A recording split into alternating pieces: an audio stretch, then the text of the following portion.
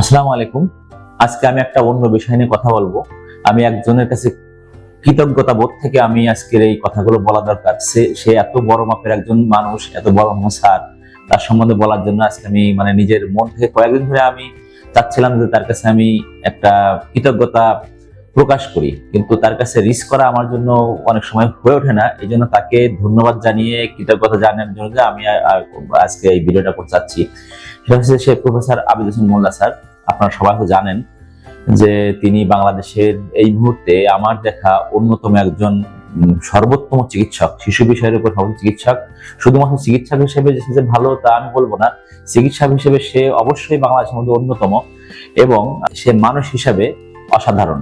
আমার এই কথাটা বলার উদ্দেশ্য, যারা আমরা নিয়মিতভাবে চিকিৎসকের কাছে যাই, চিকিৎসক হিসেবেই যাই, অর্থাৎ চিকিৎসক যখন তার রোগী হিসেবে যায় অথবা সাধারণ হিসেবে যায়, আমাদের কাছে একটা ধারণা থাকে আমার এই চিকিৎসক কেমন হবেন, তিনি কি করবেন, কেমন ভাবে দেখবেন।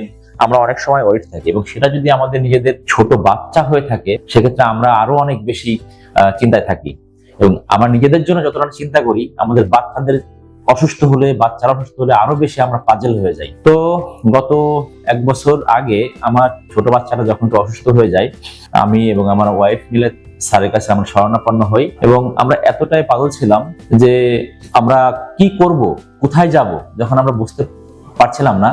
তো স্যারের সাথে আমরা যে কোনো ভাবে পরিচিত, এবং সে সম্পর্কে আমাদের অনেকটাই পরিচিত ছিলেন আগে থেকে। তো স্যারকে আমরা বারডেমে দেখাই। দেখানোর পরে স্যার যে আন্তরিকতা নিয়ে আমার বাবুকে যে চিকিৎসা দিয়েছিলেন, এবং অদ্ভুত ব্যাপার, স্যারের কাছে যাওয়ার পরে স্যার এত ভালোভাবে তাকে ম্যানেজ করে এবং এত ভালোভাবে তাকে ফলো আপে রাখে।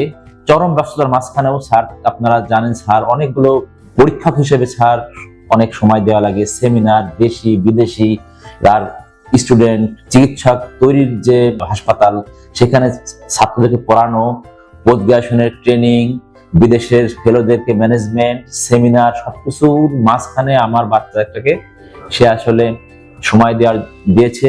আমার বাচ্চাটা কয়েকদিন পরে সুস্থ হয়ে যায়, এবং আমার তারপর থেকে আমি তার কাছে আসলে কৃতজ্ঞতা প্রকাশ করার জন্য আমি চাচ্ছিলাম একটা মাধ্যম। তো আমি আসলে তাকে যতই ধন্যবাদ দেই বা যা কিছু করি না কেন, আমার কাছে মনে হয় সেটা অত্যন্ত নগণ্য মনে হবে। তো আমি তাকে আমার এই ইসের মাধ্যমে স্যারের কাছে আমি আসলে আবারও কৃতজ্ঞতা জানাচ্ছি, এবং স্যারের দীর্ঘায়ু কামনা করছি। স্যার যেন এভাবেই আমাদের মাঝখানে থেকে সেজন্য আমাদেরকে সব বিষয়েই আমাদেরকে অনুপ্রাণিত করতে পারেন। এবং আমার কাছে এখনো মনে হয়, আমার কাছে যেটা সর্বোত্তম মনে হয়, যে বাংলাদেশের জন্য স্যার একটা আশীর্বাদ স্বরূপ। স্যার, আপনি ভালো থাকবেন, আমার জন্য দোয়া করবেন স্যার।